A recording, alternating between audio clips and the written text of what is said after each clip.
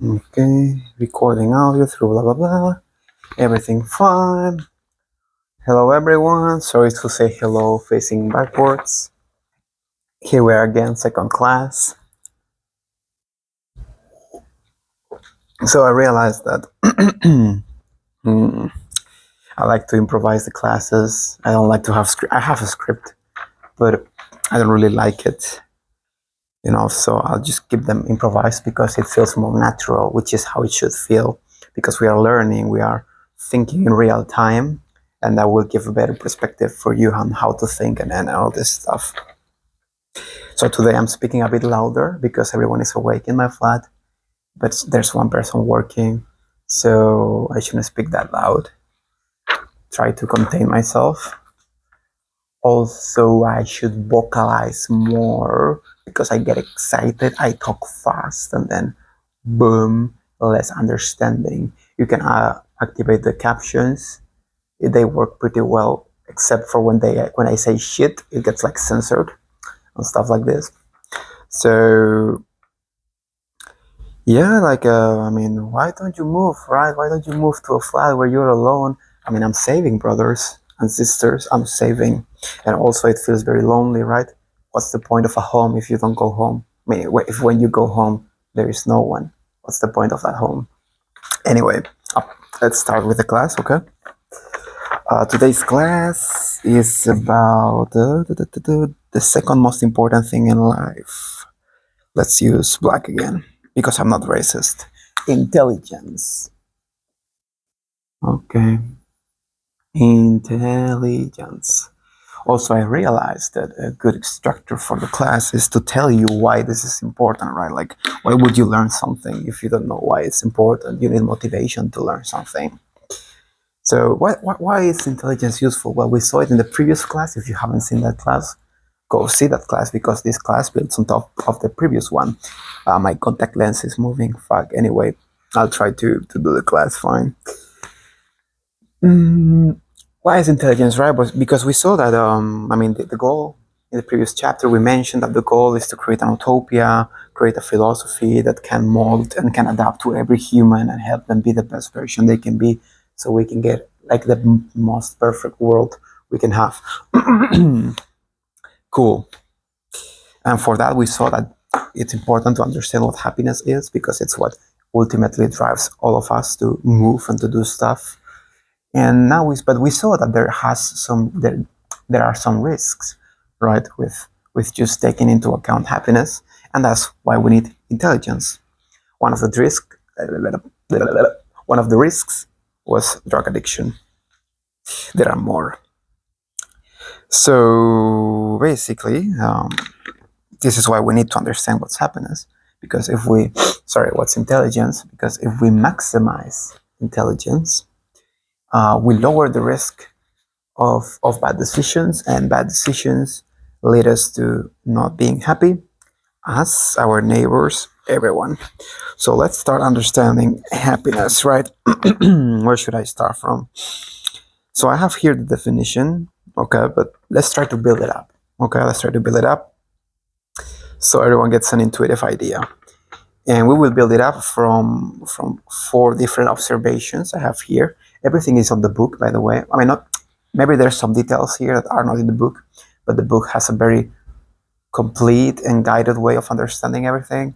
So if you wanna, after this class, you should read chapter 2 of Cheerfulism. Probably start reading chapter 3. And let's start thinking, right? Let's think. What does people think as an intelligent human, right? Like, oh my God, this little Asian kids who are very good at math, and it's like fucking out, they are fucking smart, they're fucking intelligent, man. Cool. That's clearly intelligence, right? They have a problem, they're solving it. That's pretty intuitive, and it's like, wow, it's so intelligent. So we can see that there's this first requisite from observation that, like science, right? We are observing and we are feeling and we are listening to what we feel and being honest to what we see. And what we see is that very intelligent kids or anyone who can solve math is like wow, intelligent, right? So let's just add here like math solving. Okay, math solving. It seems to be like a requisite, but that's just not everything. Because if we keep thinking about it, observing the world and thinking and analyzing, you realize that some people that are very good at math, they also look very stupid, right? When math experts, when they are like in social scenarios, right? So it's like, okay, you're very, very intelligent with math, but when you have to talk to girls, you're like, what the hell? You're like standing still. Or when you have to just socialize or create a simple conversation about the weather or this shit that people do. Remember, when I say shit, it's just my way of talking. It just means stuff. All this stuff that people do, all this shit that people do, well, they just can't, and they feel very inept.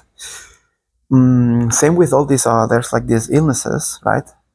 This is like the first observation, and this is like 1.5 observation, which lists the second one, which is, if you realize there's these people who are born with crazy talents. Maybe they play piano super quick, super fast. They learn it so quick. Or they learn any logical, scientific fact really quick, and they are very good at physics and math and thinking. Maybe I should have drunk a bit of water. But they are inept in other parts of life, and we consider that intelligent but not quite. So we start to see that intelligence might be a spectrum, right? Because if it's not like it's like happiness, right? It's not a switch where it's on and off. It's like a spectrum.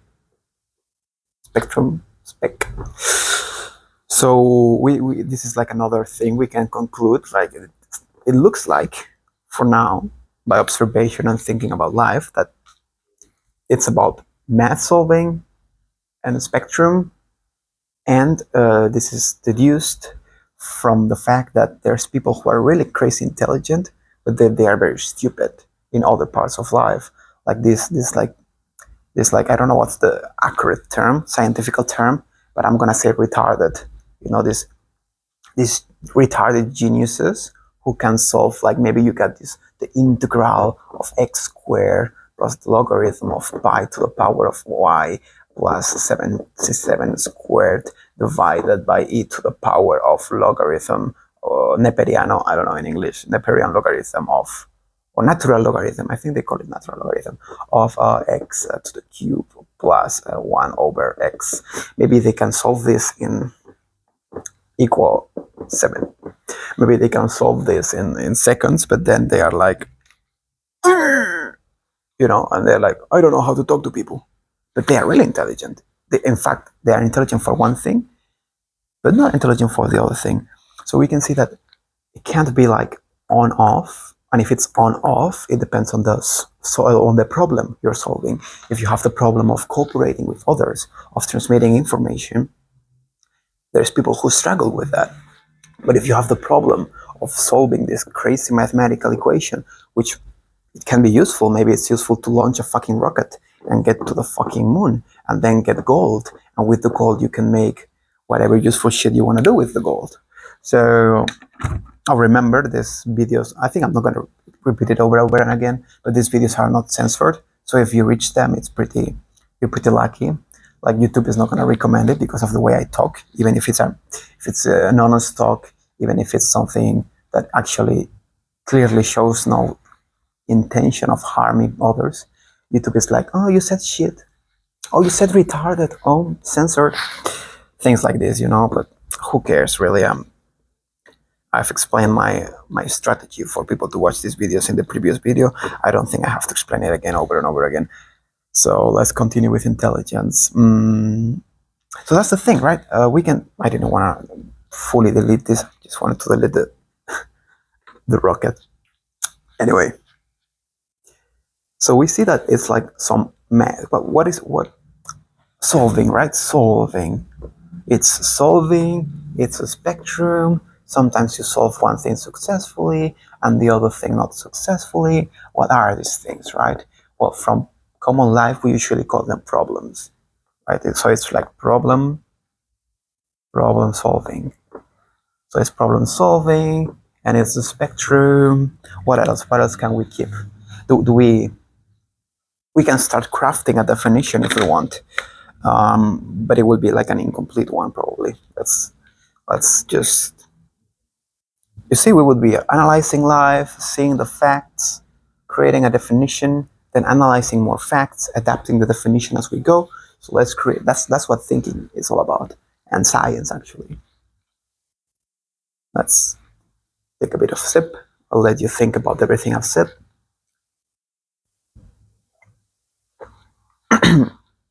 By the way, this can be applied to any concept, any human knowledge concept.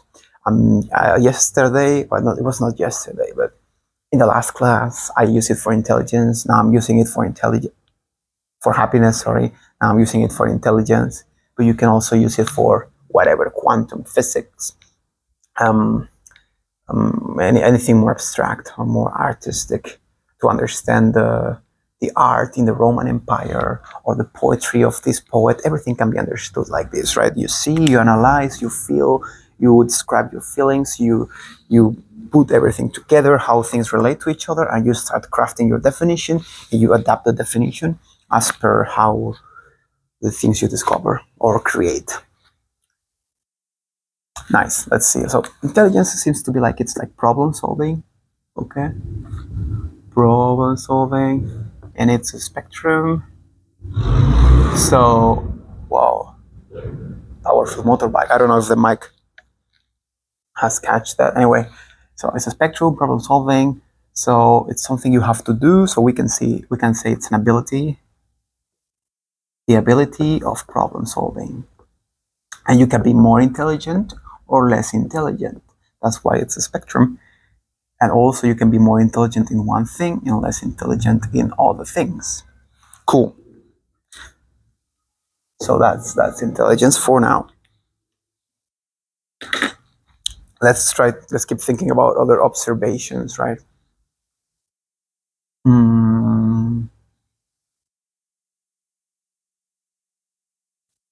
Yeah, like, for example, I mean, this is incomplete, and I know why it's incomplete, so I'm trying to find a logical way, an intuitive way of saying, hey, think about this for a second. So think about it like this is incomplete. Why?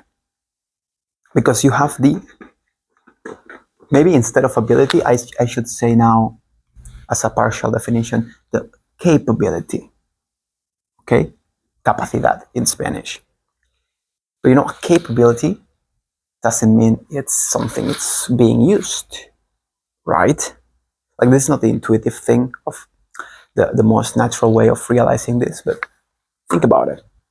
Why is this definition incomplete? You know, find a normal life example, an everyday life example, where we wouldn't call it intelligent, but still fits this definition.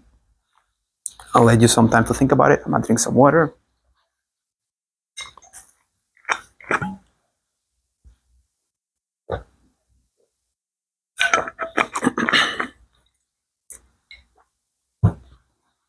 Okay, we're back. So, bada bing, bada boom, we're coming back to tracks again. And also to math. Imagine we have, well, let's go back to the, how is this? I don't know if autism is the right word or the right, like, mental. I don't even know if it's a mental disorder, but let's call it, in a very general way, mental functioning. Yeah, I think that's pretty accurate and real without getting too specific, so it's wrong. So let's get these people who are very, like, or how is this, Asperger maybe? All these people who are very, very smart but struggle with social interaction. Okay? Why I'm talking about these guys? By the way, I suspect that I might be a bit of some of this. Anyway, just as a fun fact. The thing is, these people usually focus on really specific stuff, and they know a lot about it. Okay, and they're very, very smart. I'm not going to use the word smart now. Okay, we will see later why. I'm going to use the word intelligent. And they are very intelligent, but maybe their knowledge is useful. Remember this equation? Maybe this equation it's useless. In the same way, some equations can help you to launch rockets. Some equations are just, we in Spain say pajas mentales, which means mental masturbations or mental wonks or mind wonks, which is like is you're just thinking for the pleasure of thinking, or and I mean it means more stuff, but that's one of the meanings. Thinking for the pleasure of thinking, not necessarily to make something useful. A mental wonk. That's what we say in Spain. Pajas mentales. So you will be like, right? If you are always thinking about math, but it's math that has no direct practical applications, will we call that intelligent? I mean, yeah, it's intelligent, but it's kind of useless, right? It doesn't feel completely right to call it intelligent. Like, why are you doing all this? Like imagine you're only doing this, and you're doing like little to nothing else, and you are alone. Not alone in nature because that's realistically impossible. But imagine you're in a tribe, okay? Let's say you're 4 people, and these are like actually hunting food. They're very good at hunting food, but you're just like thinking about this weird math equation that it's not really useful. And these people would call this guy, yo, why is he so stupid? Like, come on, we need food. Why is he like thinking about weird stuff that doesn't really have any direct application right now? You might be thinking, actually this is intelligence because you are planning for the future and all this stuff, and these are like more short time minds, let's call it that way. And you might be right, but the thing is that these people, it's what I said, you cannot, with the happiness thing. Let's take another color. If you want to create a definition that is correct and it can be used by anyone, you can't just define happiness as what I put this sex example, sports example, and other activities example. Let's put piano here. You cannot just define happiness as a subset of everything that can create happiness, because then you would be partially wrong and partially right. And if we want to create a philosophy, to create an utopia, we should be able to everyone to agree or understand. So I cannot, even if there's like reasonable reasons to accept this argumentation, there's a big chunk of society right now that wouldn't accept it. Thus, even if this seems correct, in reality, in practice, not in theory, okay, theory is very beautiful, but in practice, what actually matters to get things done, this definition would be incomplete, because a good bunch of society, unless they see results, they won't call it intelligence.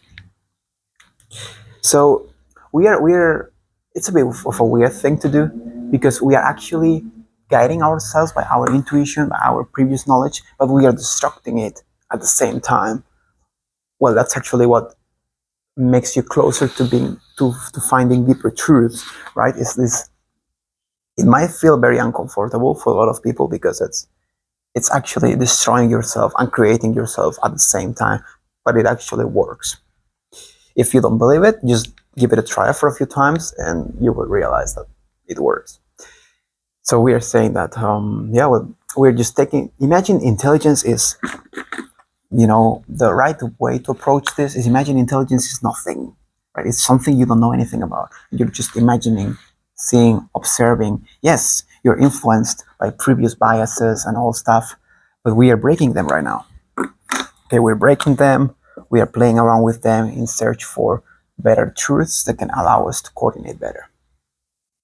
So yes, you might be thinking, yeah, but this guy is actually intelligent because in the future this can create innovation, and innovation can help us get more meat in a more efficient way. So he's actually intelligent. But then you will be faced with a bunch of people who are going to be like, I don't understand why you're thinking about math.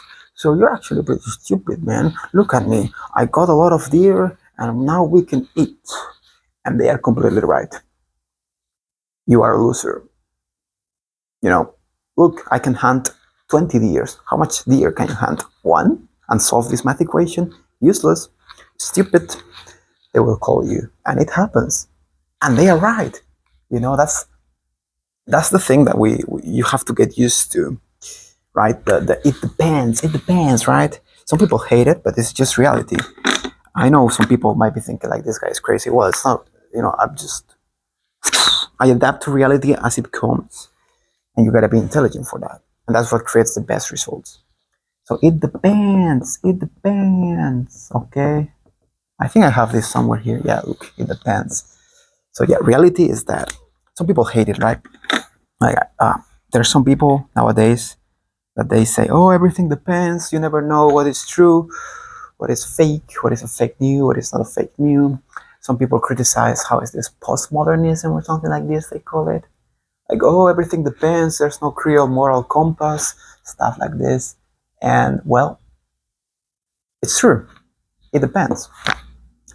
It's not always true, but it's like, to some extent, it actually depends. So we need to be intelligent so we can adapt as it comes, create definitions so general and so correct that it helps us to navigate through reality as it comes, as it changes, and they are so correct, so general, so intuitive that it's very quick for everyone to just remember them and adapt to the situation according to it. So yeah, I'm sorry to tell you, it depends. Some people will hate this, and it's normal, it's natural, because humans, we need, as we saw with the previous class, we have this static dynamic. Let's introduce the term. This is a static dynamic way of processing information. Okay, we are a brain and we receive lots of information, as we saw in the last class, and we need to process it rationally so we can adapt. And yeah, I'm not forgetting anything, I think. So we got this need for creating beliefs, and then we got this need for rational thinking to adapt to the new information, which is chaotic as reality. So we need these beliefs. And what I'm telling you right now is, you take a belief, you break it immediately, you create a new belief, you break it until you find some belief, some definition that actually encapsulates everything, that actually is intuitive, so you can reuse it really quick and adapt as information comes quicker, better, and with everyone. Nice.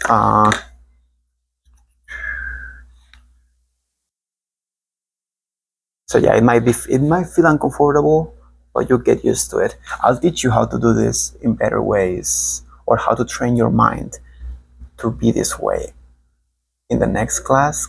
Kind of. It's not really exactly this, but it's pretty related, and it will make you feel more comfortable when you're faced with the unknown, or when you're faced with contradictions, or when you're faced with definitions that don't completely mold to reality.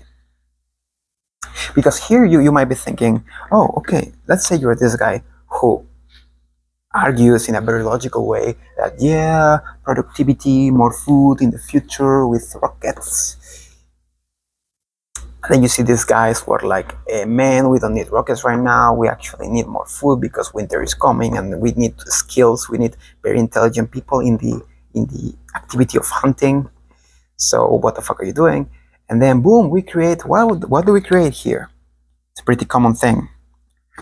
Segregation. One group, another group. This is not necessarily, but this is a source for conflict. Which, bada bing, bada boom, if you don't control it, if you're not intelligent enough to communicate with each other, agree, and coordinate, how do I say this? In the future, in complex systems like our societies, and in the future, it can create more conflict and more conflict and more conflict, and it can just like a cycle, and boom, explosion, we got a war. That's like the simplest, the atomic cause of wars. I mean, there's like another one That's like, it's not only this, the one of the main components that actually lead to war.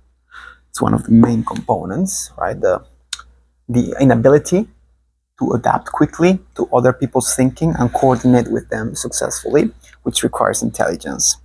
And then if we are not intelligent enough to understand them, to communicate, to adapt our definitions and keep living and still being happy, because it makes sense, right? If you want to adapt to reality, your brain is begging for this static reality, and we have to give it to him. But we somehow, if we're very intelligent, we can minimize it so we can adapt way quicker. And we can still, because imagine that everything depends. It depends all the time. It depends. What do I do to being happy? Which is what we crave. Well, it depends. And how can you be happy? It's a lot of confusion. That's why this is very difficult to achieve. Okay, what I'm describing, but it's possible. It needs training, years of training, to get used to the. It depends, but it doesn't matter because I know what makes me happy. And that doesn't depend on anything. I mean, it does depend, but it changes so slowly that I can adapt on time. But the communication with other people, it changes so quickly, but I'm so intelligent that I can adapt on time. So we can minimize the conflict, the abuse between each other, and we can reduce wars. Well, this is going to be like something I will explain in maybe 3 or 4 classes. I'm just presenting it, laying it out to you, but this is not cheerfulism, okay? This is just conclusions I've deducted from the cheerfulist principles, which are optimized for happiness, maximized for intelligence. I'll let you think about it for a few seconds, but don't think about it too much. We will revisit it in another class. But the thing is, okay, let you think.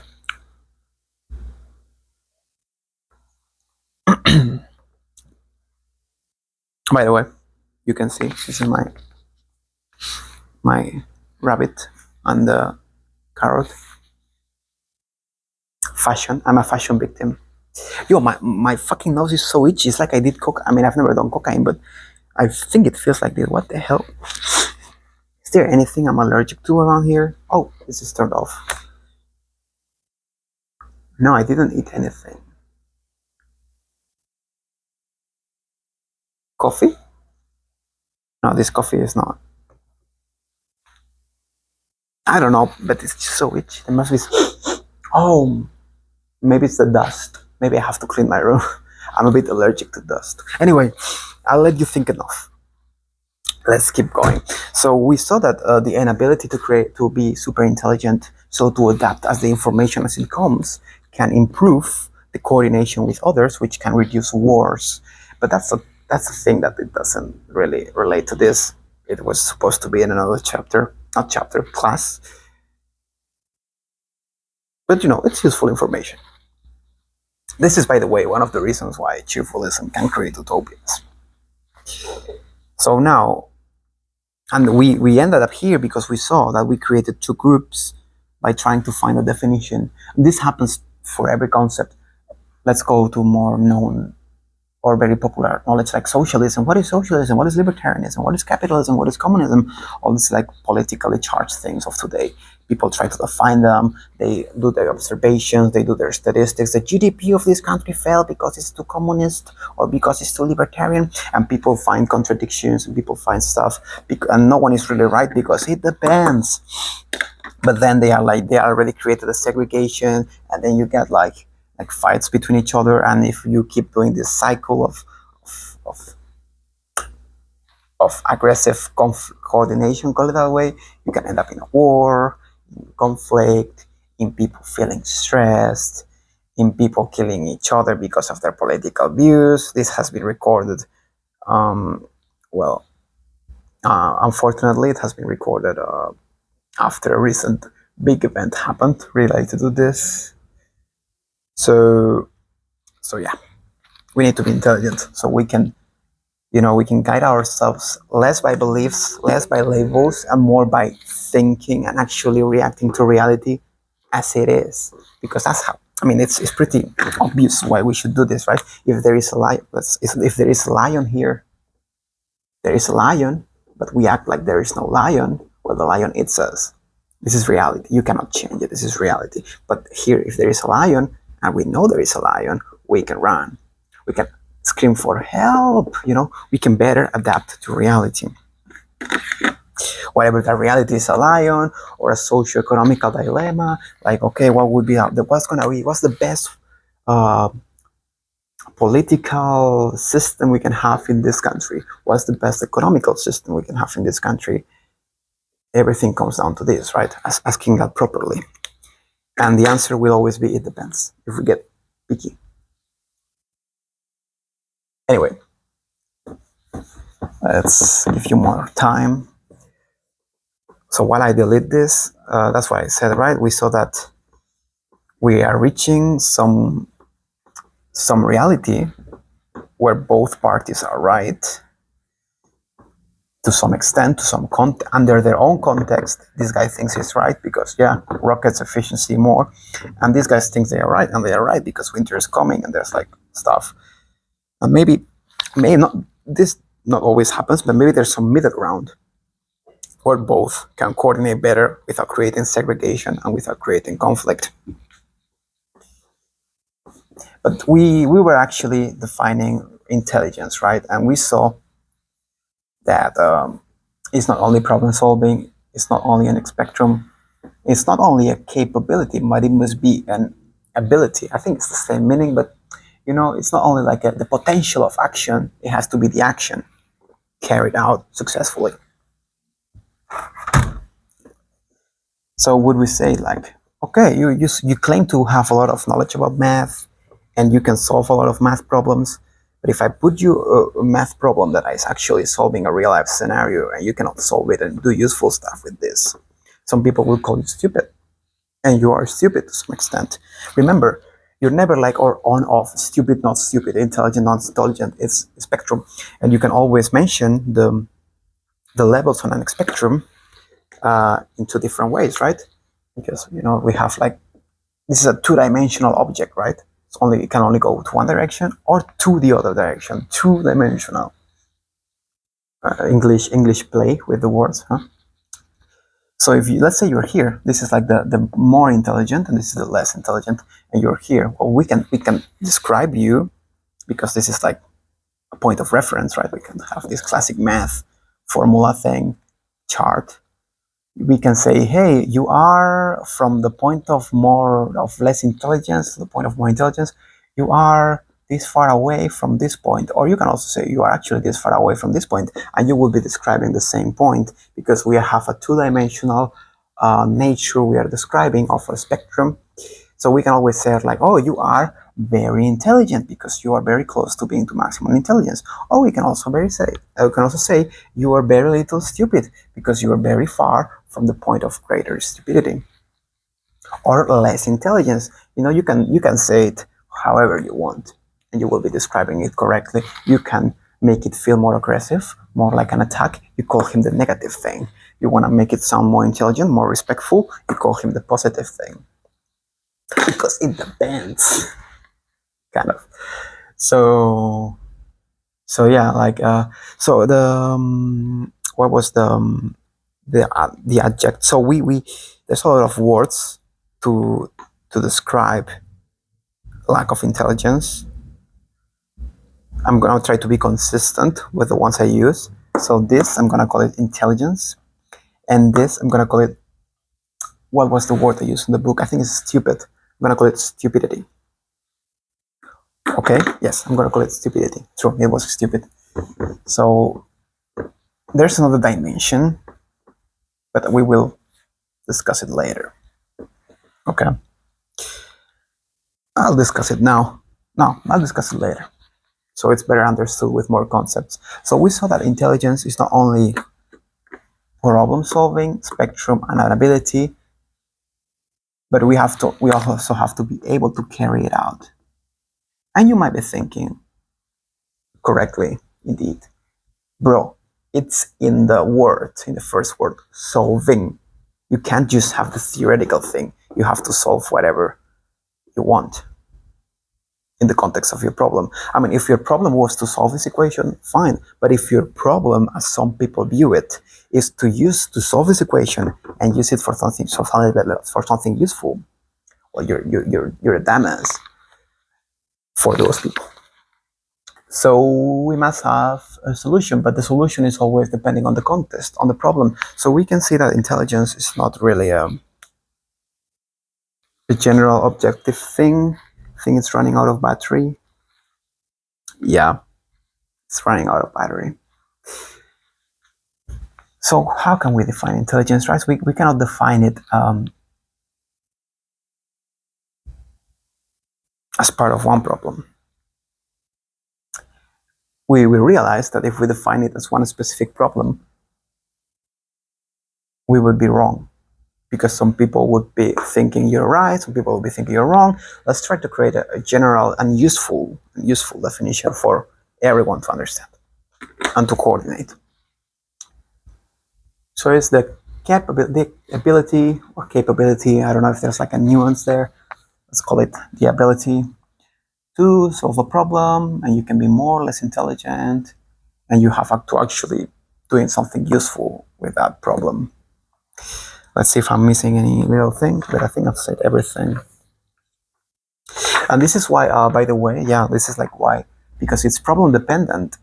This is why, I guess, people say there is like multiple intelligence, emotional intelligence, logical intelligence, all these intelligences that are solving different problems, right?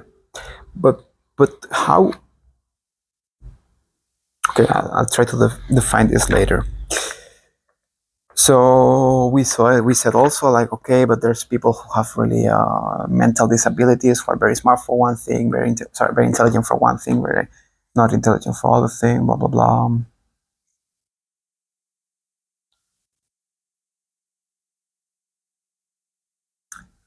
Freedom, well-being.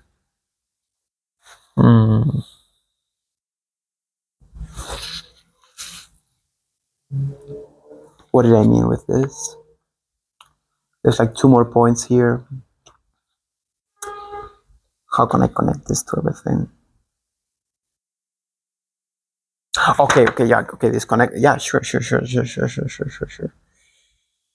So we can see it depends on the goal. But how do you measure, right? Like we have this problem of if it depends on the goal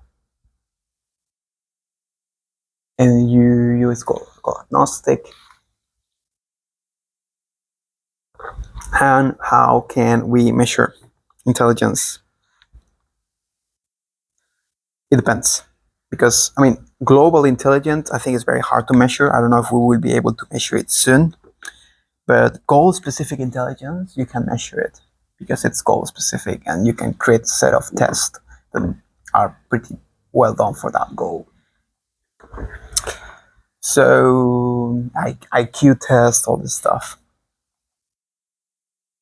How can I join everything together now? You see, I like to improvise it because then you see me thinking in real time, and you get a glimpse of what it actually looks like. It's not like, oh, look at me, I'm so intelligent. I know all the definitions. I can connect them real quick. Which, if I keep explaining them on everything, it eventually be quicker doing this. But this is part of the process. This is part of how you should feel too when improving your intelligence regarding solving any problem. In my case, I'm solving the problem of trying to explain intelligence in a way that it's easy to understand for as much people as possible. I'm not in my native language. Important thing. Makes it more difficult. My native language is Spanish, by the way. And that's why I said the Spanish example earlier of mental wonks. Or mental wonks if you're a woman. Well,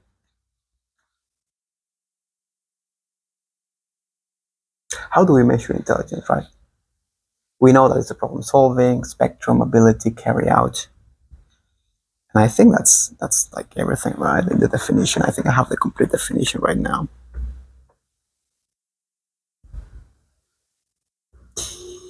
Yeah. Now let's get a more general definition of problem, because as of now, if we try to think on intelligence as something objective, it's gonna get difficult, right? Because, oh, what's more intelligent? I have here the question: an influencer or a mathematician? They are different problems. You cannot really mix them.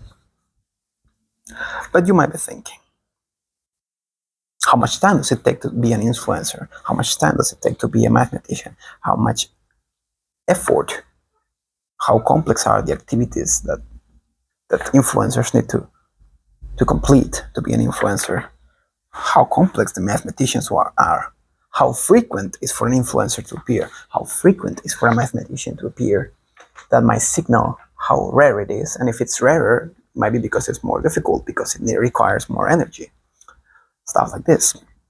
So, but it's actually very difficult because what is there, right?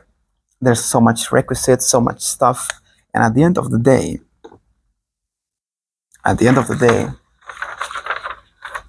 what you're doing is you have a problem, you're breaking it down in different parts, smaller, so you understand it and you solve it. And there's like so much things, so much definitions you create, so much stuff that can be fixed or can be varying in values. Okay, this is like something you have to come up with.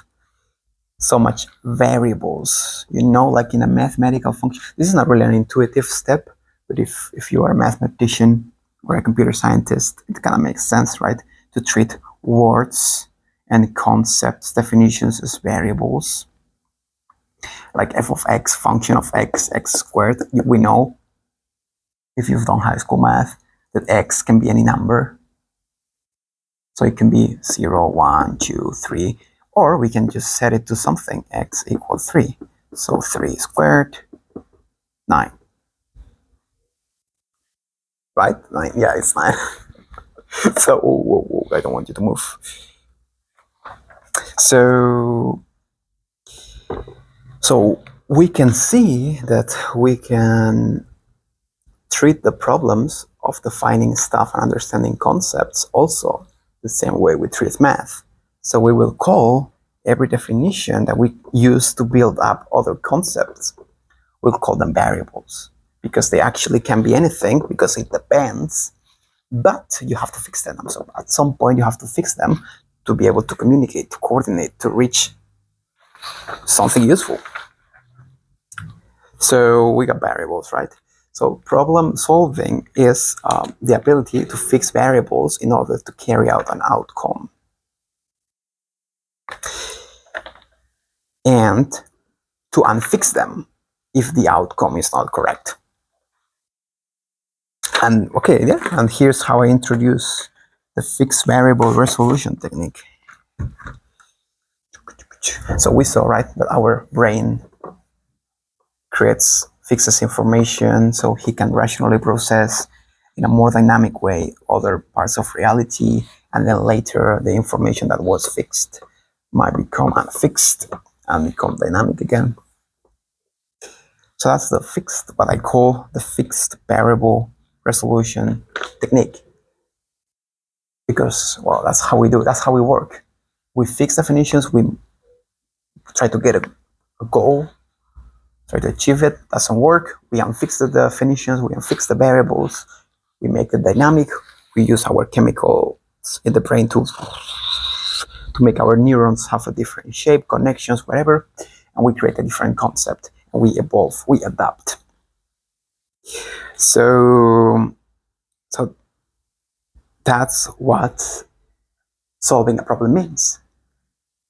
It's just adapting our brain, our definitions, our chemistry to create different concepts, different static concepts, fix different static concepts, or make them dynamic again so we can better adapt to our new reality. Cool. So I think we already have everything, right, to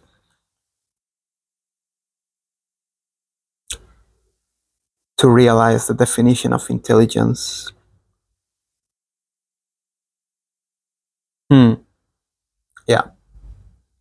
Yeah. So solving a problem is, let's call it, remember how we saw in the happiness chapter, just to make it all connected, happiness class, that everything are patterns. All the activities we do, I call them patterns, and executing patterns. So let's call them patterns too. Again, the problems are patterns too. Okay, that you have to solve. Let's say you can think of an activity like roller skating, for example, as a problem. I mean, you want to roller skate, but it's difficult.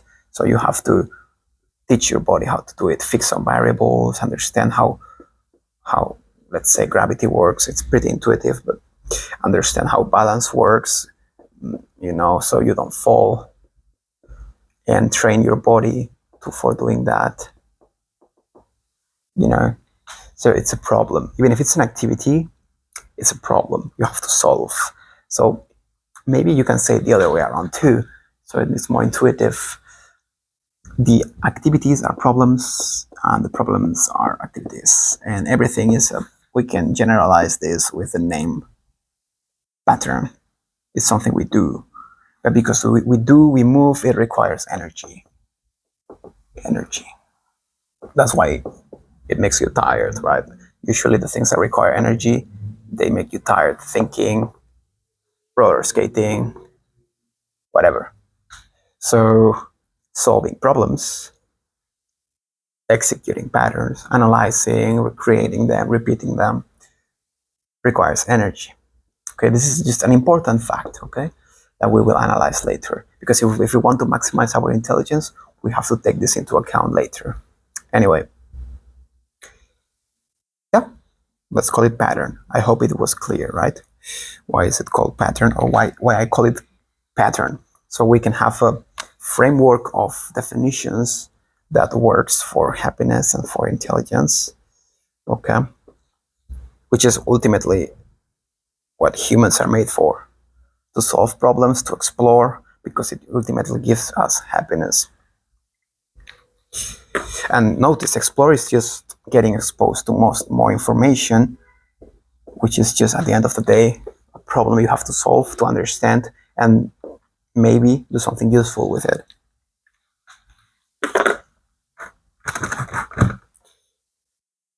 Okay, so let's call it patterns, let's call it variables. I have to find a more intuitive way to do this conceptual jump. But these classes are just like the prototype, so that they don't need to be perfect.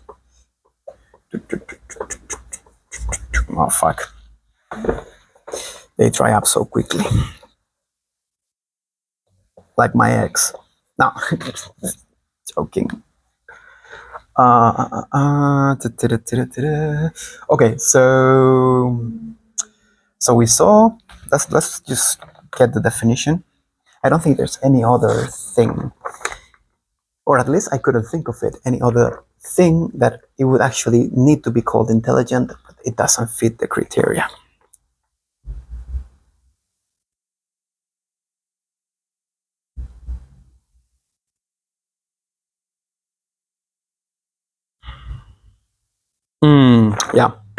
Yeah, there is one thing.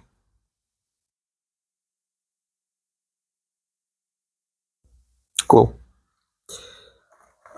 Yeah, okay, there's a bit of stuff I still need to explain. True.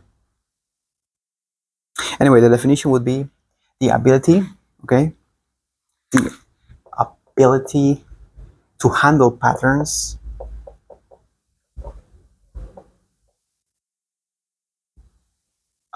in order to reach a goal. That's intelligence. Now we know that it's also a spectrum, okay. And well, what is, now we can think, okay, if it's in a spectrum, what is more intelligent, what is less intelligent? As we saw, handling patterns is just a matter of fixing and unfixing, varying variables. So the more variables you can handle, the more intelligent you are. Okay. And usually, right, the more time you're alive, the more information you will process with your brain, which is just more variables. So if you manage to achieve the goal, handling variables for longer periods of time, that shows greater intelligence. Makes sense, right? And that would put you higher up in the spectrum of intelligence, right? More intelligence, less intelligent, or less stupid, more stupid. Let's be positive and call it intelligence. Cool. This is just an ability, blah blah blah. That's the thing. There is like tasks, okay, that don't require that much time, which is like, for example, solving the equation we saw, the integral. It requires a lot of knowledge, a lot of variables, a lot of definitions and concepts that you have to interconnect in order to get the problem solved. So it requires big intelligence, but you are not going to be carrying it out for like a long period of time. So it might be less intelligent that actually, for example, getting a successful society, a thriving society. That may be in, I don't know, 0 point in 1 second. A 1 second of thriving society requires very little variables, but as you increase in time, the amount of variables it requires, it gets higher and higher. I don't know if it goes like this or like this or like this, but it goes higher. So we could say that getting a thriving society, it requires more intelligence than solving this equation, because of the amount of variables it requires, and because it's difficult, right? Because there are different goals. One goal span is just a few minutes of solving, and the other goal is eternity. So that's why comparing intelligences is something is not really useful. I mean, it might be useful, but it's like complex, right? So what's more intelligent, an influencer or a mathematician? It's not that straightforward. So I'll leave you thinking.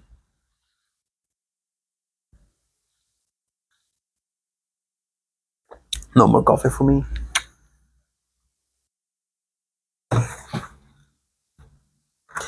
Right, so this is the definition of intelligence, basically. And notice that I'm getting a bit tired of explaining, but I'll keep going. Oh, well, let's see. I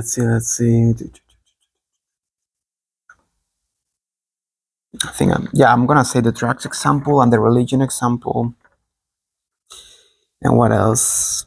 Requires work, requires energy. I've said this. Note this. This is important. This is the general definition, okay? But we can also apply a context to the definition, the context of human existence. What is the goal of humans? Where is the goal? What is the goal of humans? To survive and to be happy, as we saw in the last class. So how can we label someone intelligent in an objective way, given our context that we are humans? Well, we can say that someone is intelligent if they manage to survive and to be happy. And as we have seen, if they manage to do it for longer, they will be more intelligent because there's just more variables, right? It's easier to live for 5 years than to live for 40 years. And notice here that under this definition and this definition of human needs, being a drug addict, it's not intelligent. Here's the explanation. This is the explanation I mentioned in the last class. Because drug addicts need to handle way less variables in their life, because they live shorter, because their health just deteriorates and they die. Oh, I made it in burst.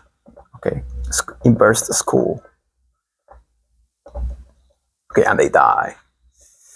So that's why Drug addiction is not intelligent. It might make you happy, but it's not intelligent. And that's why cheerfulism emphasizes that you have to maximize intelligence and optimize for happiness.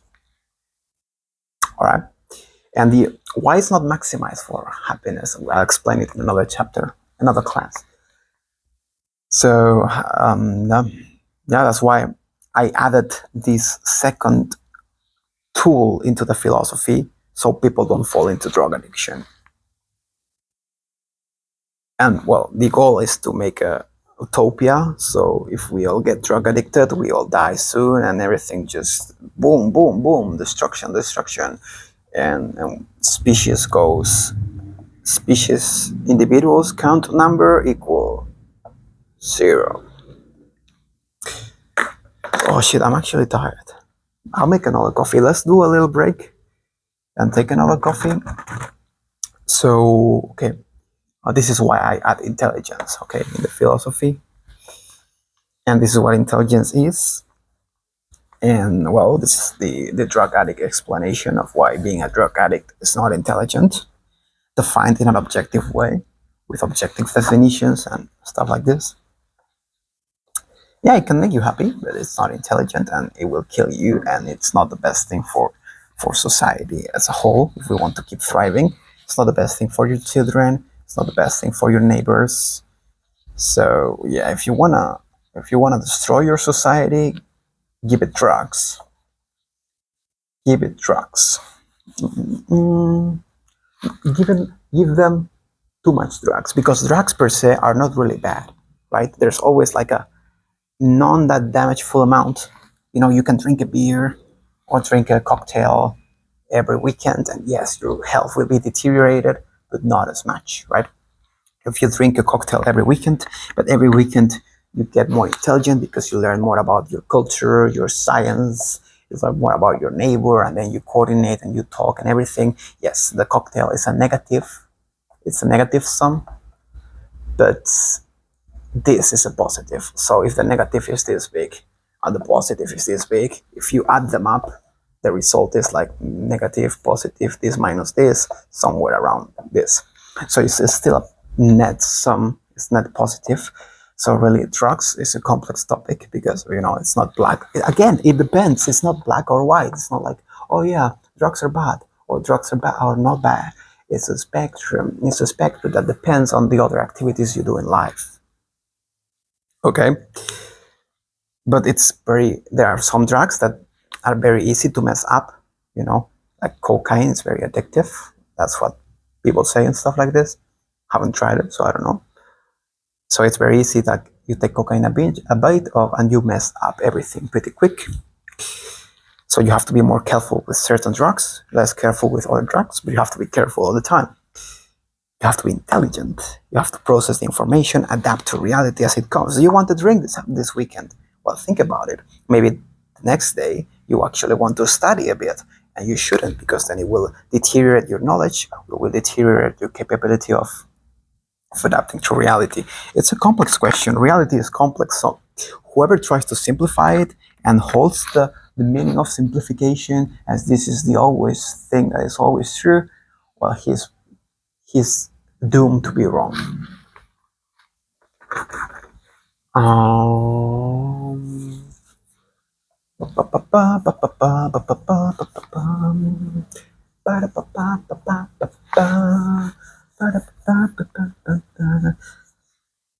shit! Wow! I suddenly got really tired, man. I don't know why. It's crazy. Maybe too much thinking. No, but I'm not that. It shouldn't get me. You know, I've been thinking for longer periods in life, and I was not that tired. Maybe I trained too hard yesterday. I went to the beach, calisthenics. This is a pause for thinking, by the way.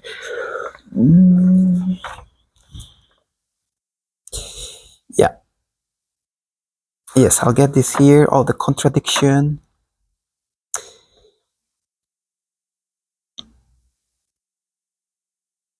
Yeah, I'm gonna write this down here, so I don't need to check it out all the time.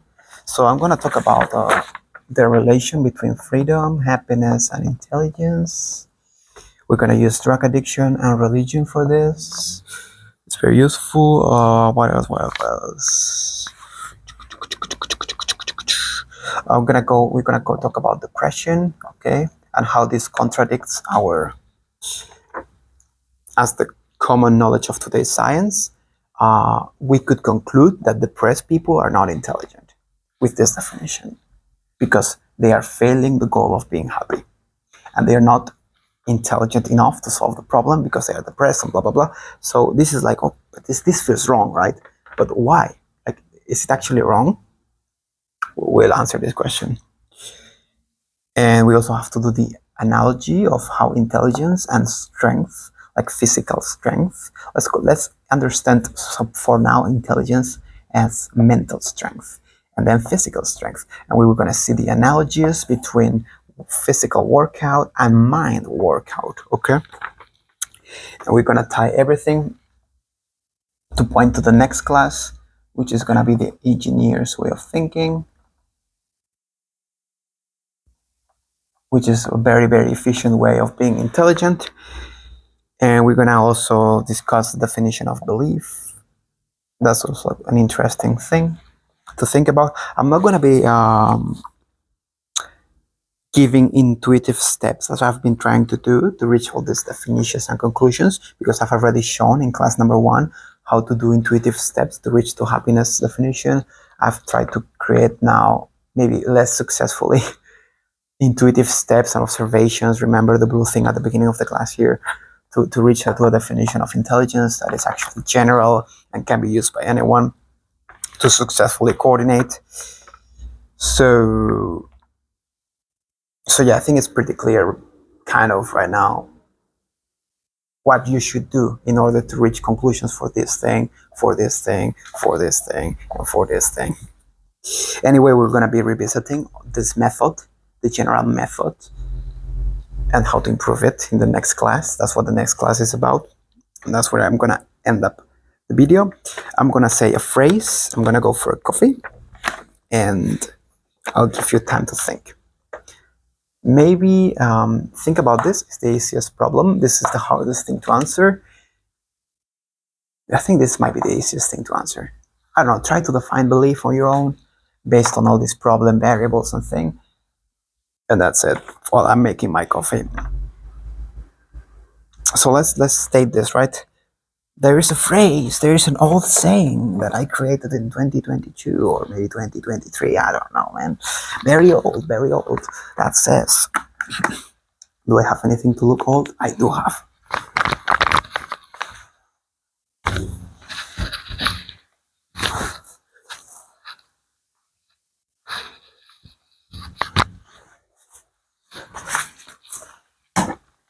You know, this is old wisdom. This is old wisdom. Someone who punches harder is stronger. And someone who thinks... Oh, sorry. Fuck. Okay, let's do it again. Let me hold that. Someone who punches harder is stronger. And someone who adapts for longer is intelligenter. I know it's more intelligent, right? English is like, oh, it's more intelligent. But I think intelligenter makes the phrase flow better and everyone understands. And if you don't understand, I'm sorry. Try to understand. Try to think. Try to be intelligent. Adapt to my new creation of the English language. Because it depends. Language also changes through time. I just change it right now. Yeah, let's get for the coffee. I'll leave this, like, maybe it's like 1 minute of emptiness here. Enjoy it.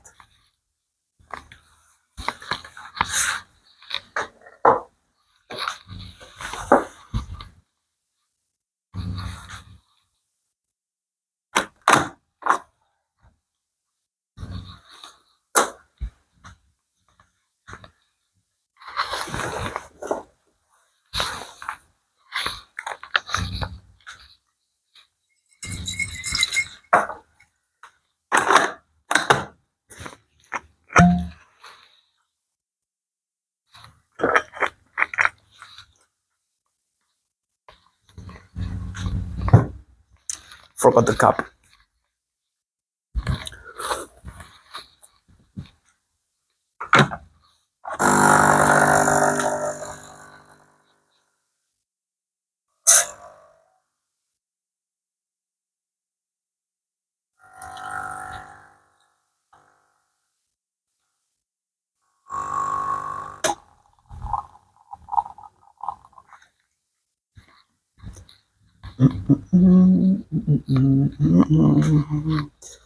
Coffee ready. I'm gonna put this charging. More time to think.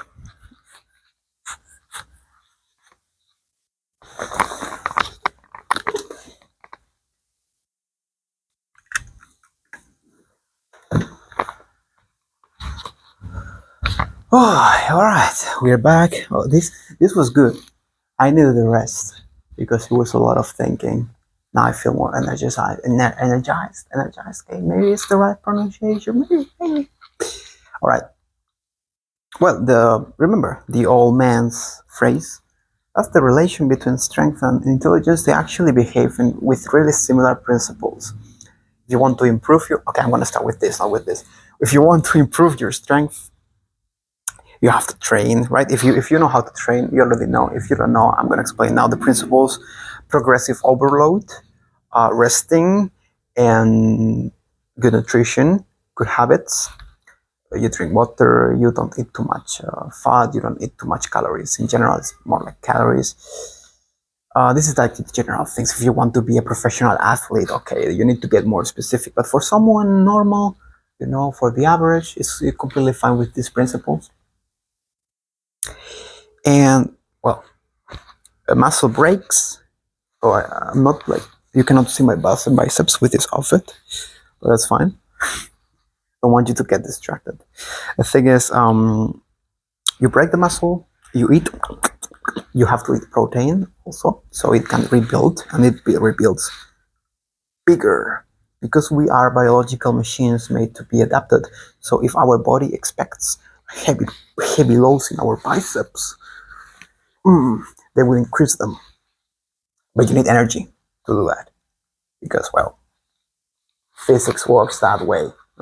It's just how it works.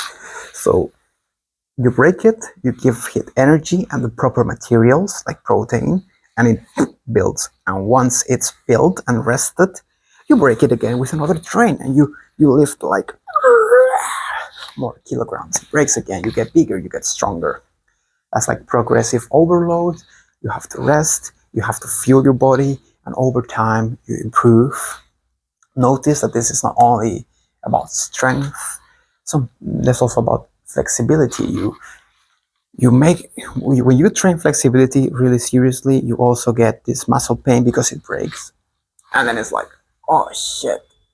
Stretching, by the way, I'm pretty flexible, so I can, oh, you don't see it. True, you don't see the floor.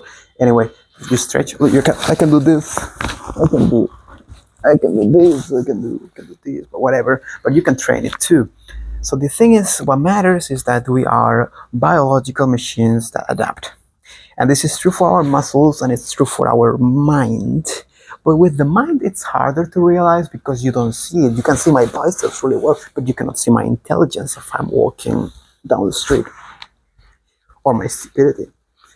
So, but they actually work pretty similar. Okay, and I realized this because my job requires a lot of cognitive effort and a lot of very quick adaptive nature.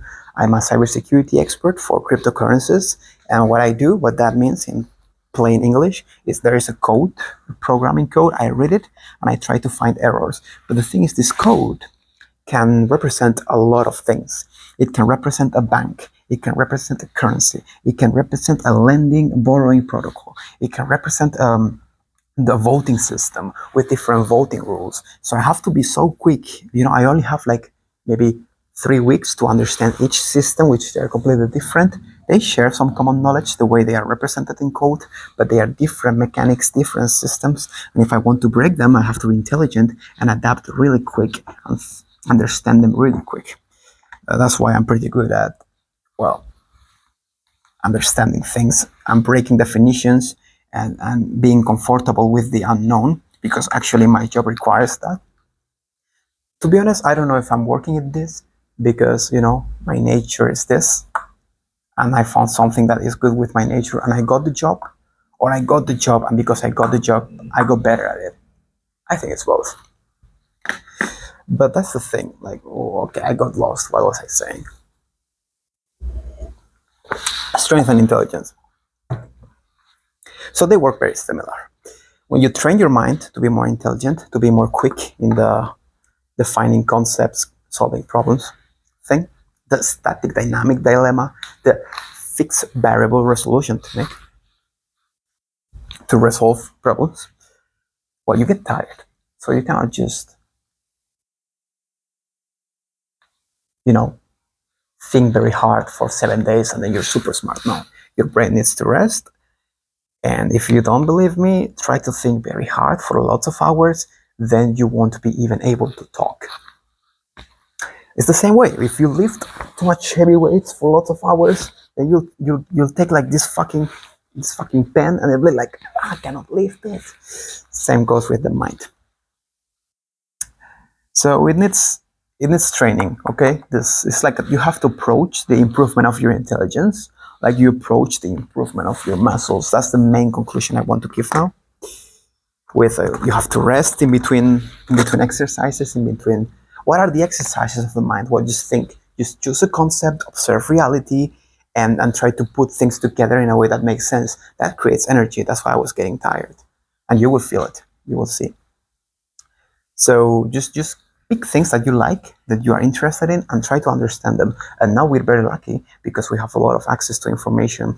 But don't try to understand things just based on the information you get. You have to be creative. You have to first think about yourself, think about your feelings, how you see it, how other people might see it. Then you create the definition. Then you search for more information, internet, AI, whatever. You put contrast, you create the common points, and you try to get a useful common definition. That's very difficult.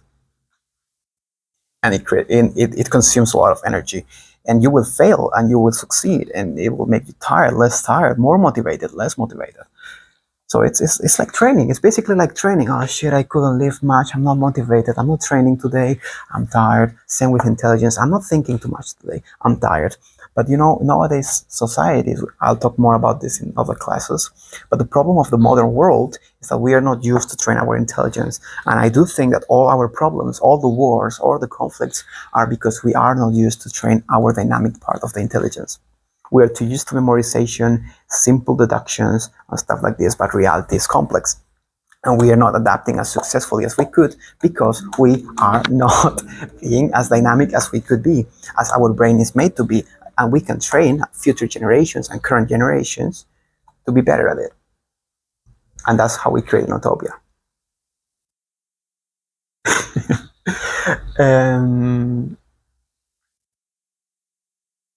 Yeah. I'll talk more details about this. And there is a method, a specific step-by-step instruction, which is the engineer's way of thinking, that you can do and to use to analyze any concept and get used to it. And the more you do it, the quicker you will do it, the more intuitively you will do it. It's like when you practice some dance. At the beginning, maybe going with your hip up and with this down, it's very complex because you never done it. But if you've done it a few times, it just goes along, like Michael Jackson with the moonwalk and all this shit. It's just an ability. It really works like a muscle, because some people say, yeah, brain is a muscle. Yeah, it's true. It's a fucking muscle. It's difficult to see because it's covert, but it works like a muscle. Nice. Let's define belief. Well, belief is just, I don't want to think because I've been thinking too much. I'm just going to read this. I reached this conclusion and I concluded that belief, it's a fixed rule that hardly ever changes because it's never questioned or doubted upon. That's a belief. I'm not going to explain it. Think about what I've just said. Does it make sense? Doesn't it make sense? Think about it. It's not that important now, this definition. The pressure is for the end. Is the video still recording? Because it's been for a while. Yeah, it's fine. It's recording. Let's go with happiness, intelligence, freedom, drugs, and religion. So this is gonna trigger the freedom fans, because there's like a very powerful nation now, United States of America, who is very freedom oriented, and it kind of makes sense. But there is one thing that I don't see them acknowledge that much, which is the following. It's very simple. With drugs, it's very obvious. because it just deteriorates your health. If you give someone too much freedom, maybe they use that freedom to consume drugs, and then they blah blah blah, they kill themselves. So giving more freedom is not always the option. It's not always the correct answer, the optimal answer. And the optimal answer is just to train people to be intelligent, to maximize their intelligence, and to optimize for their happiness. We will understand why later, but it's pretty obvious, right, that more freedom is not really always more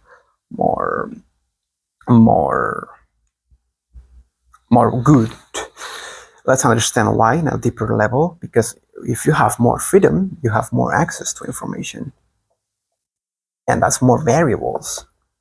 And your brain, your human brain, if he's not able to handle these variables successfully, he will be like, I'm confused, I'm gonna drink alcohol and then sniff some cocaine and boom, because I'm stressed. This creates stress, and these drugs alleviate stress. So it's like, oh, too much information. Let's use drugs. Let's relax, and then maybe keep going information. But oh, bada bing, bada boom, secondary effects, and now you are harmed. You need like a band-aid here, and you cannot process as much information. So you are more stressed, and you consume again, and then bada bing, bada boom, another injured. So it's a vice, a vicious loop. It's an addiction. So this is why more freedom doesn't always correlate to more happiness or more intelligence. So I don't think freedom is the thing we should use at the core. Freedom is important because if someone is intelligent enough to handle all these variables, they will not fall into drug addiction, or they will fall in a healthy, it's not healthy, but in a sustainable way. That's the word. So yeah, if you have a proven intelligent individual who knows how to be happy, you should give freedom to that individual. Or maybe not, we will see later, but as a general guide, not rule. It's not, because reality is that it depends. There's no rules in reality. So it's everything is a guide, and you have to be intelligent to adapt on time, as I said. So yeah, I don't really like freedom as the core concept to move societies and human existence. But I like libertarianism, but it's not like something we should blindlessly follow, right? But yeah, let's always maximize for freedom. Freedom is the best. Not really, because you can fall into drug addiction.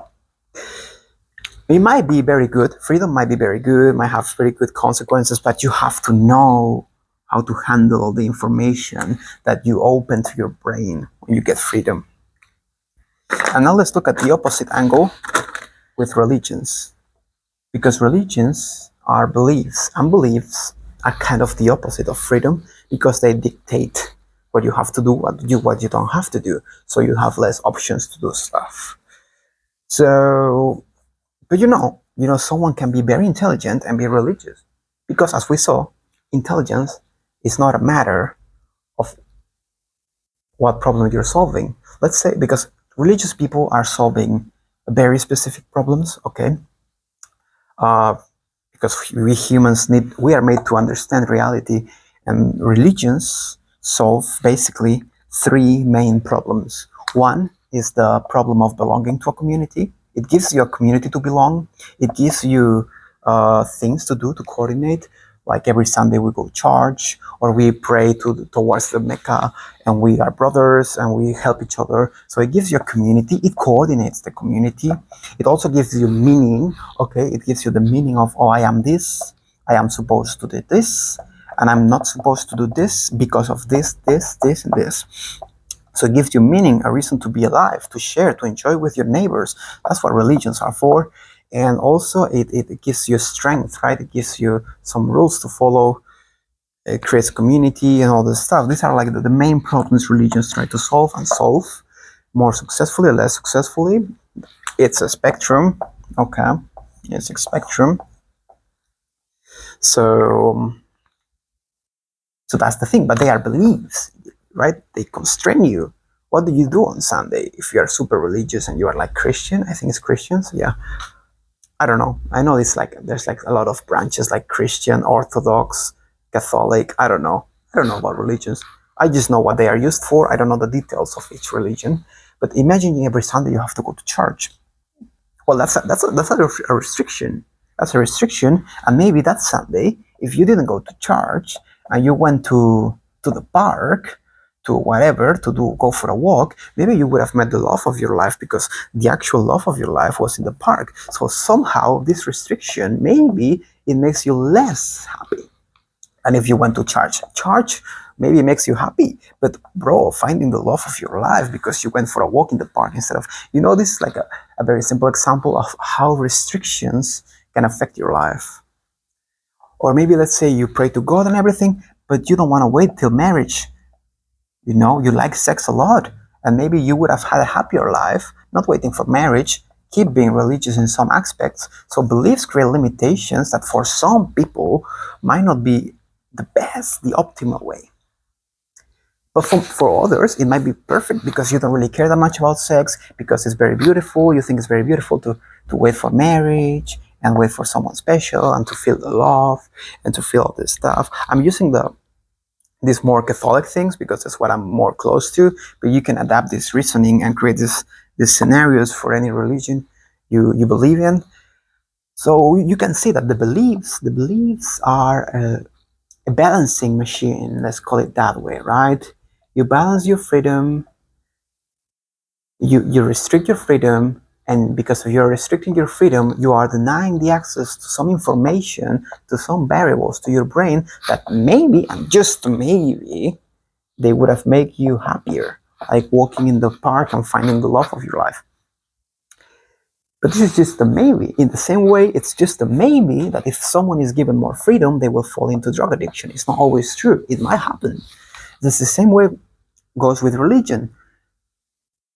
And this is why being religious is not being not intelligent or stupid, because you're just solving some problems. You're actually solving problems while focusing on other stuff, right? Maybe you solve all these problems, and because you're solving all these problems thanks to religion, you can be a fucking good surgeon, You can just study for 6 hours a day, 12 hours a day about surgery and become the best surgeon of the world because you are religious. And you wouldn't call it the best surgeon of the world stupid. It really requires a very, very big degree of intelligence. But the problems that were solved by religion is what allowed them to be the surgeon. And notice, problems being solved, someone having a nice life thanks to religion, a very balanced life. That's a problem being fucking solved. And what problem is that? The problem of survival and happiness. Actually, the problem that we are made to solve by being humans. So religions, as a lot of people think, I used to think like this when I was like 12, like, oh, religions is for stupid people, but it's not. When I realized this, I was like, oh, fuck. Religious people are actually intelligent. That was like a shock for me. And I realized this by talking to a very religious friend. Shout out to David, an American guy.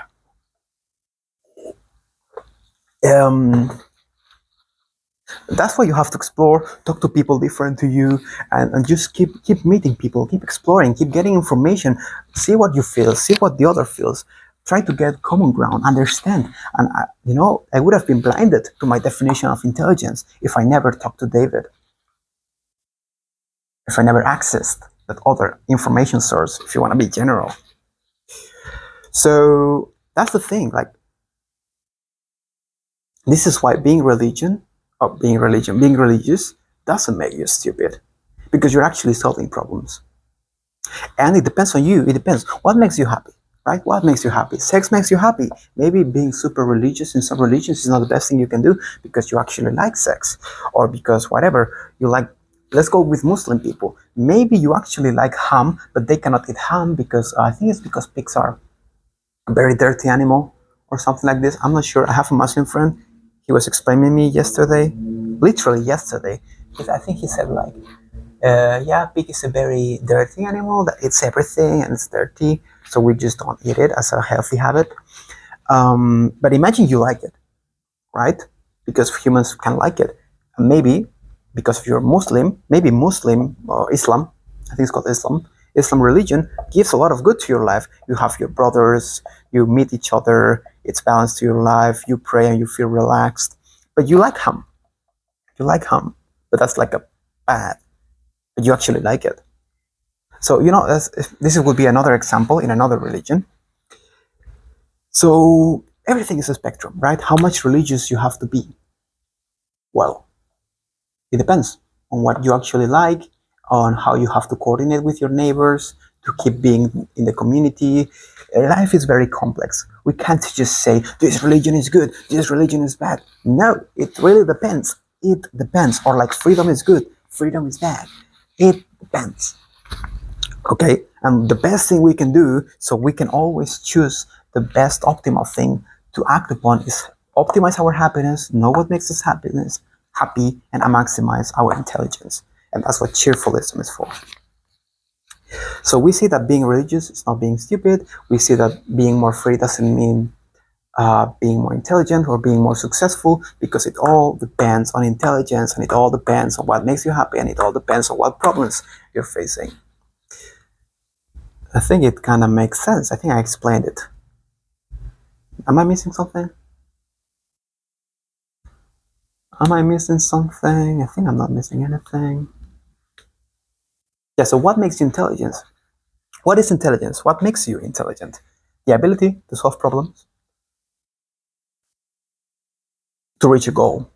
And intelligent humans are humans who have the ability to solve the human problem, which is to survive and to be happy. Why is that? Biological reasons. It's just like that. It has been always like that, and every time we observe it, it's like that. Everything we do is to survive and to be happy. Sex makes us happy, reproduction makes us happy. So we can say, yeah, biological beings are made to have like offspring. Fuck, this is stuck. But you know what? Why do we have sex? Because we want to have offspring, or because it makes us happy? It gives us all these chemical reactions.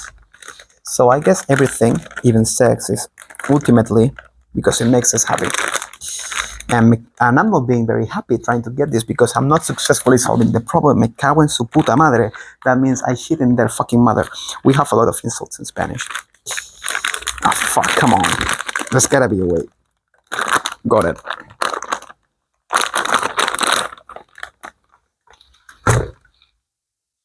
Let's finish the coffee. And let's end up the class with the depression thing. What a depressive end. Not really. I'm gonna say very good things for the people who are depressed, because I think it's a better understanding.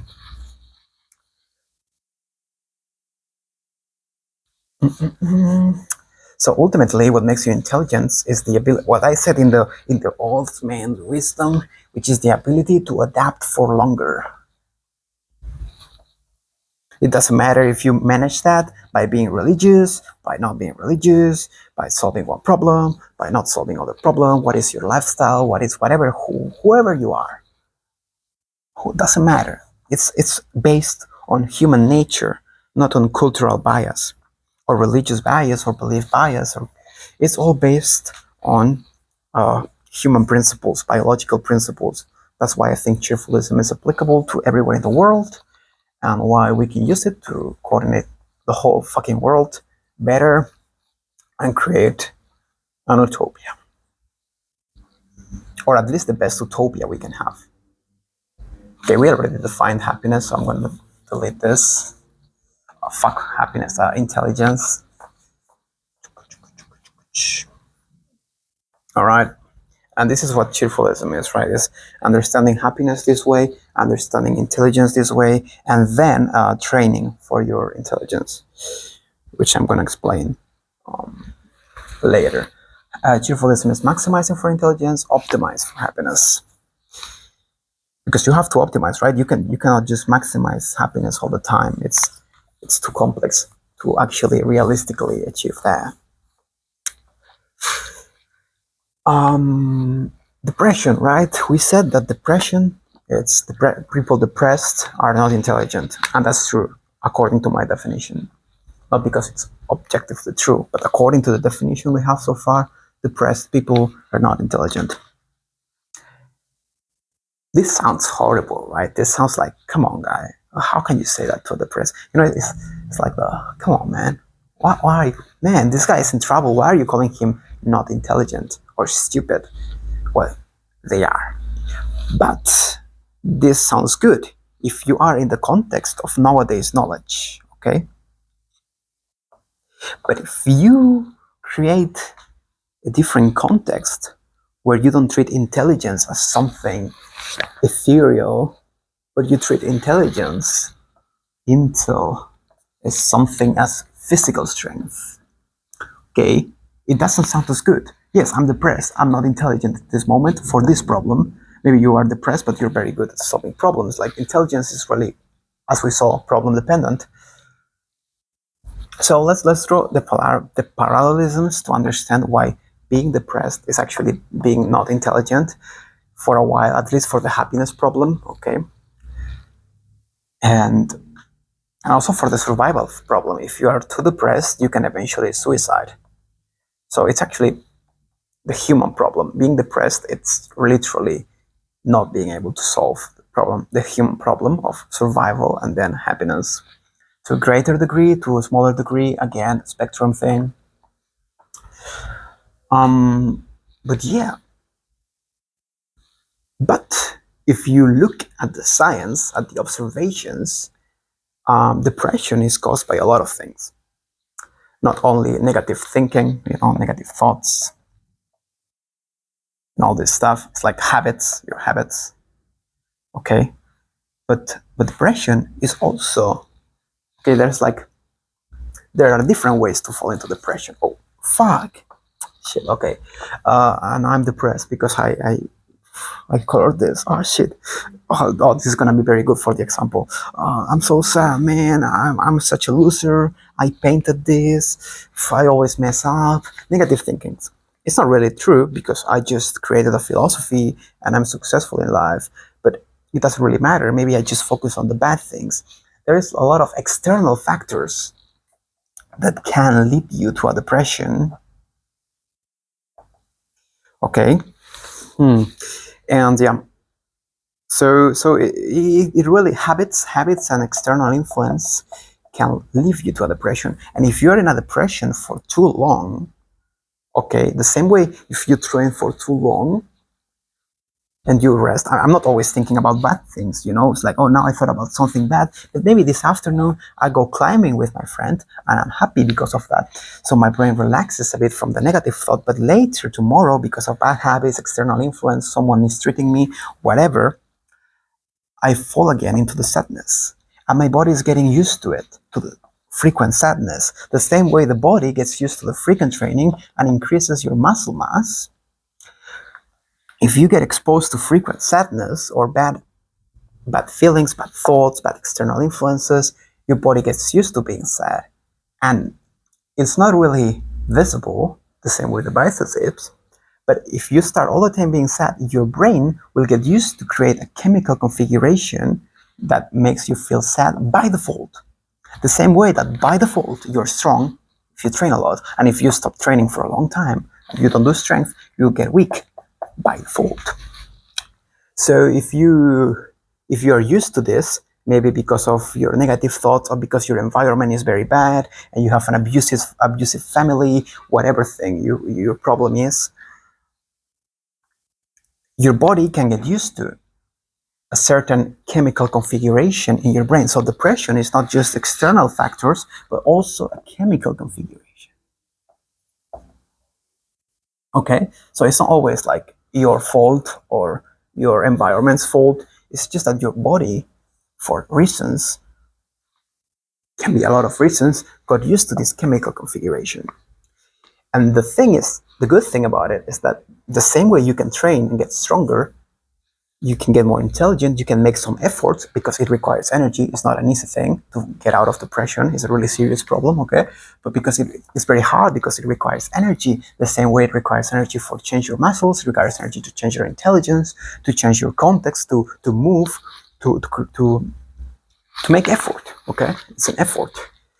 So the thing is that, yes, you're not intelligent, but you're not intelligent because you're dumb. Okay, this is another word, very important distinction. I'm gonna create two definitions, right? The stupidity and dumbness. How to understand this? Well, it's the same as as being strong. Okay, being strong would be stupidity, and dumbness would be being injured. Okay, you can be more strong or less strong, also called as weak. But if you're injured, you're clearly weak if you're injured. Like, let's say you can squat 200 kilos. Okay, but you get injured. You're clearly strong. You fucking can squat 200 kilos.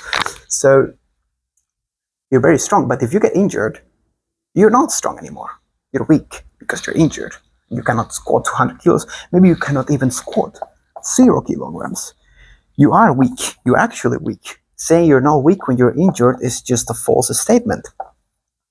But that is what depression is. It's an injury of the mind, which has to be healed. The same way that when you are injured, when you are doing physical training, you have to recover, you have to slowly build up the muscle again.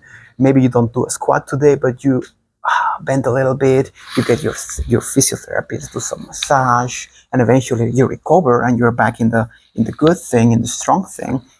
Same goes for depression. You have to get used to getting these good habits of not negative thoughts, focusing on good things in life. You don't have to be super happy the first day, but just focus a little bit on one little good thing. Then you focus, maybe in 2 days, you focus on 2 little good things. And slowly but surely, you start rehabilitating your mind, so your mind gets used to having a different, by default, chemical configuration. The chemical configuration of I'm fine, not always sad. It's very difficult to do this in some cases, because imagine you are in a household where people beat you, scream at you every time, and it can be very difficult to create the actual habit of appreciating little things every time more and more and more. So it's like, and also like psychologists are like the physiotherapists of the mind.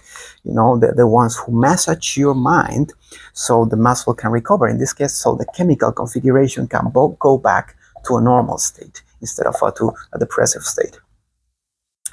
So yeah, you're not intelligent, but not because you're stupid, but because you're dumb. Dumb, let's define dumbness as the biological limit. You cannot do anything about it. It's like when you're injured. It's not like you're weak. It's like you're injured. You cannot do anything about it. You can just wait. You can do stuff and recover, but it's a biological limit. It's a default state in your body configuration. So being dumb is a default state on your intelligence configuration. And yes, you're not being intelligent, but because you're injured. It's not like you are, oh man, you're stupid, you could do stuff about it and you're not doing it. No, it's not that simple. You have to do stuff about it, and you need it. And if the context and everything is very complex, you will need professional help. Like with serious injuries, you might not need just a physiotherapist. You might need a fucking surgeon because you broke your bone. Same goes. Maybe you don't need just a psychologist, but a psychiatrist. You know, you need actual pills that alter your chemical configuration, so you have a better and easier way on coming back to the, not to this one, to the default state of normal human, not a depressive one. So it's not, you know, if you start understanding all this in this way, and it's a real way, like science supports this shit, we have seen that it's actually more a habit and a bad habit of your chemical configuration in your brain. It doesn't sound as bad to say depressed people are not intelligent. It's the same as saying injured gymnastics are not good gymnastics. They are clearly not good because they cannot do it, but once they recover, they are back to their normal strength. Same way with depressed people. Okay, you're not intelligent now, you're not, but you can go back to the normal and you're back to being intelligent and stuff like this. So it's not really that bad. So this is how I thought about it, and this is like, yeah, actually my definition of intelligence still makes sense, and it still makes sense calling depressed people not intelligent, because intelligence is not something, it just depends on you. It depends also or your thoughts or something abstract. No, it's something really physical. It's a chemical configuration and the ability to play around with it, to process information as it comes in your brain, to fix the variables, to move your neurons in the way they use the fixed variable resolution technique in order to solve the problems. So I don't think my definition of intelligence needs to be changed, and I think it actually embraces even the case of calling depressed people not intelligent, because it's not really that harsh sounding, because it's actually an injury and not a problem on the spectrum.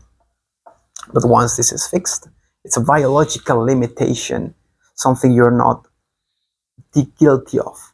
You're not guilty for having a genetics that are predisposed to build more muscle. You're not guilty to having a genetics or a context on your social life that predisposes you to have this chemical configuration in your brain.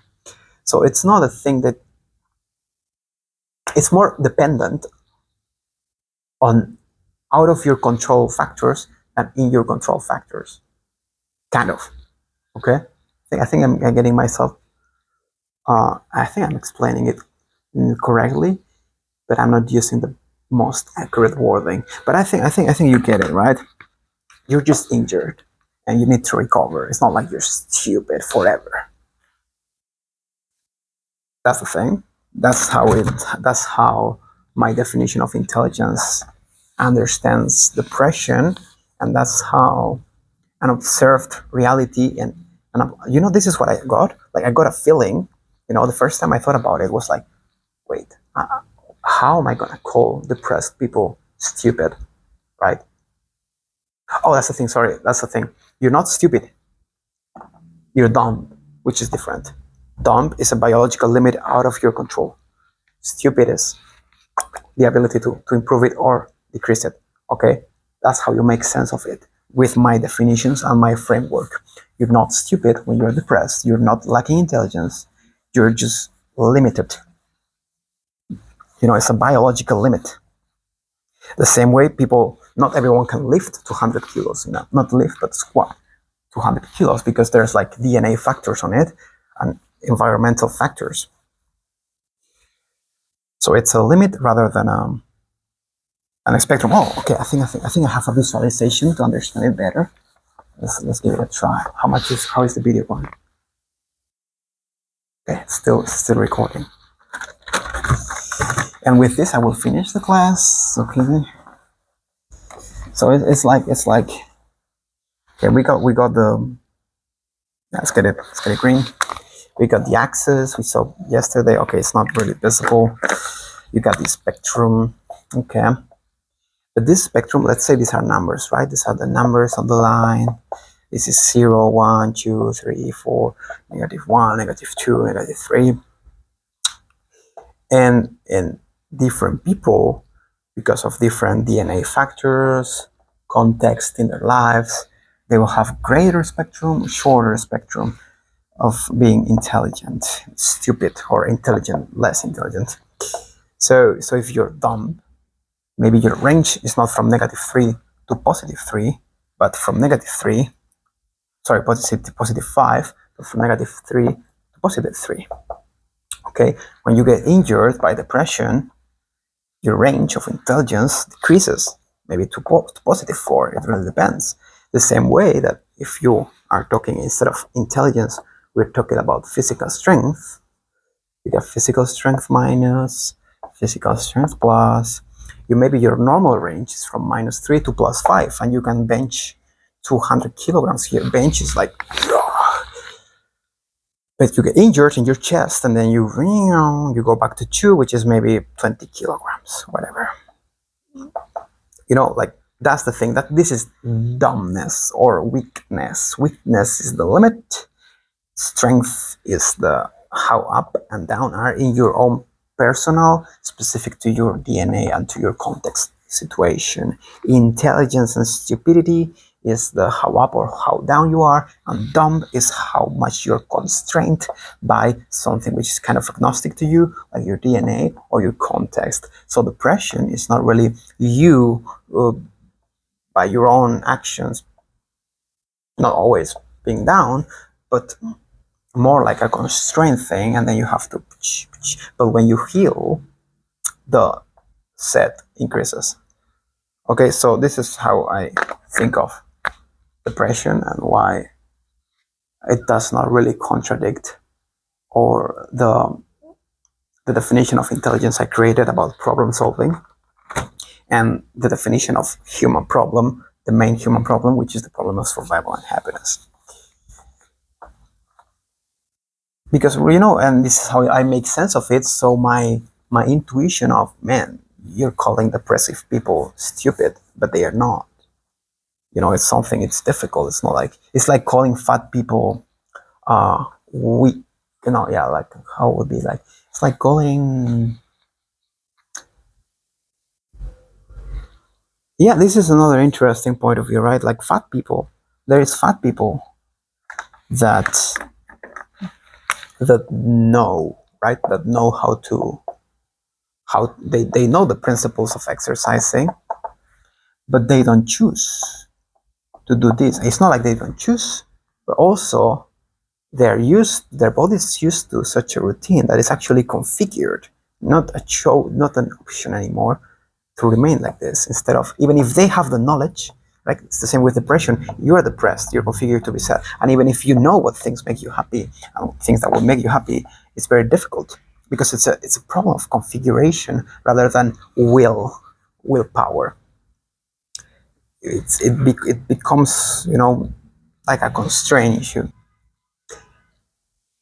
I hope all these analogies and parallelisms helps you better understand or reason through it and see why my definition of intelligence plus the definition of the human problem leads to the conclusion that depressive people are less intelligent, but actually the correct way of saying it is depressive people are in a dumb state. But you can heal. You can actually heal. Okay? From that, and the same way you can get it. There's also another factor. Okay, dumbness. It's a biological limit, but there is like well, you can be. Of course, there are some people that are born with a lot of tendency to create muscle, and there's a lot of people who are born with greater intelligence, just people who are very smart, very intelligent. Yeah, very smart. That would be like the opposite, like intelligence, stupidity, dumbness, smartness. Okay, these two axes of thinking.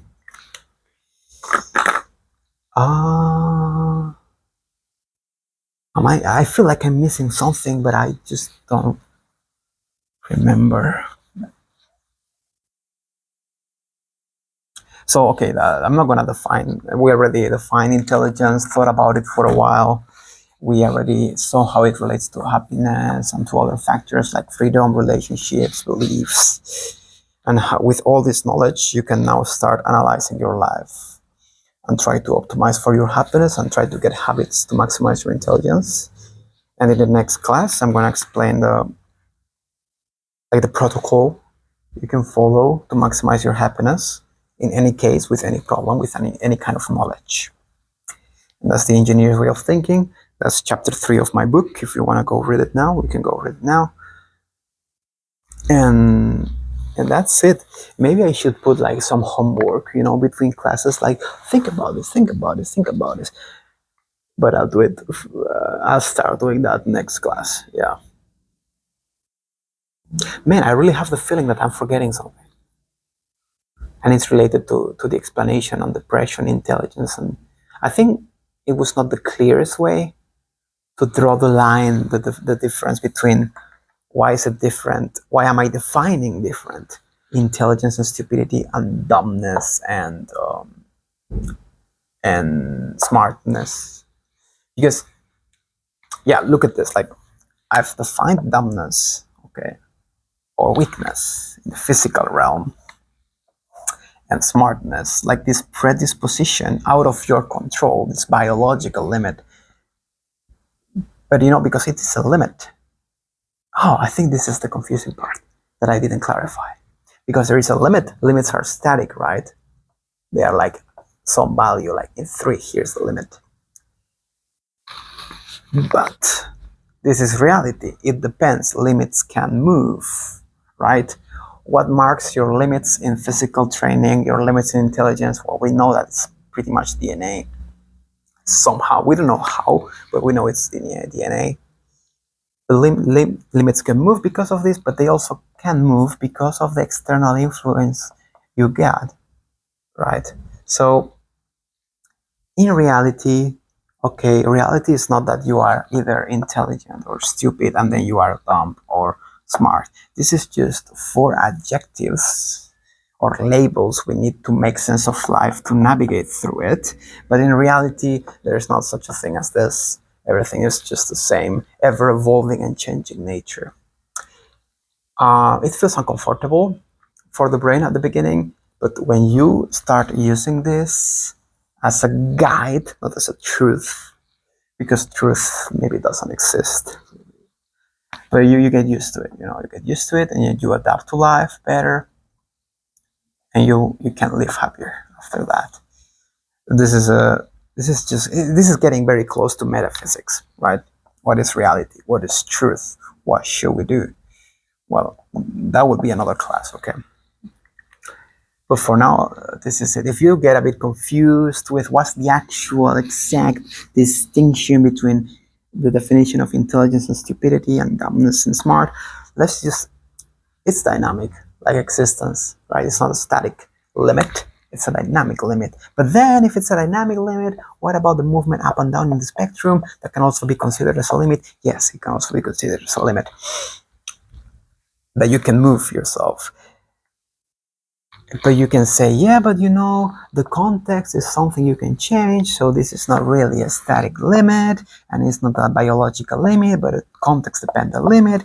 Yeah, everything depends on the context, is what I said. It depends, and this is what I said.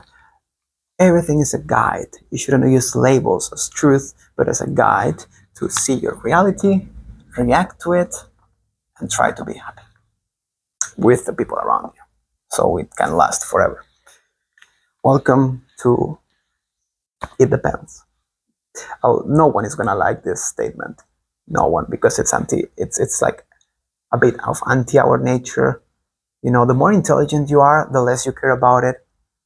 Okay, yeah, it actually depends.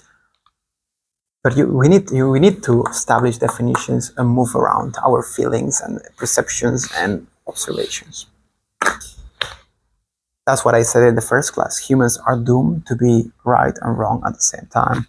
We cannot do anything about it. If you want to force it to be an always true thing, well, you get wrong conclusions sometimes. So the best thing you can do is just maximize your intelligence and feel as comfortable as possible with facts being a guide, not the end result. With this being said, this is how I make sense of depression and dumbness under the context and definitions of intelligence and human goals. I don't know how to explain it better. I'll try to explain it better as I grow up and I think about it more and explain it to more people and see what are the difficulties understanding it, stuff like this. But this is my current level of intelligence. I'm not more intelligent than this. And I'll keep making more classes on chapter 3 of my book and probably the other chapters too. I hope you enjoyed the class, leave you think a bit, and I think that's it. Oh, I forgot my notes.